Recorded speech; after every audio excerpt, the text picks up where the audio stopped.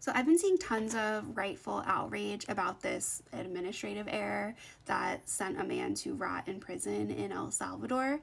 And just in all the commentary that I've been hearing about people who are appalled that ICE is grabbing college students off the streets, that ICE is detaining people with pending asylum claims or with legal status in the US, even though they have never been charged with a crime.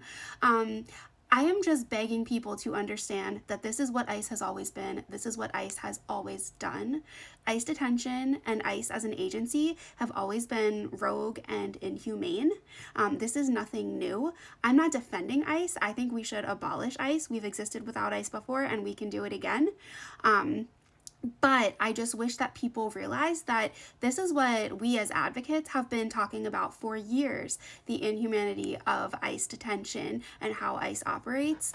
And I wish that there was this level of outrage about ICE detention, not when it's only affecting wealthy white actresses from Canada or people who are here on student visas and are relatively more privileged than some of our other clients. I wish that there was this level of outrage when we think about the fact that we do this to asylum seekers every day. Every day, kids who are turning 18 and aging out of the Office of Refugee Resettlement get put in ICE detention. People with pending cases all the time, pre-Trump included, get detained by ICE. This is nothing new. You don't have to be charged criminally with anything to be detained by ICE. They just have to purport that you are removable. And obviously, these types of insane errors happen all the time. If they made this big of an error with deporting someone, or not even deporting, I shouldn't say deporting, because deporting is a specific legal process that the people who were sent to El Salvador weren't even given that basic level of due process. But if they're making these types of errors in sending people to a prison in El Salvador, which I assume they had some sense would be like a big public outcry, you have to assume they're making even bigger errors every day. I know with my clients, when they share the NTA, the notice to appear, and then the I-213, which is the document that the NTA is based on, it's always full of errors. And depending on the judge, that may or may not matter to them.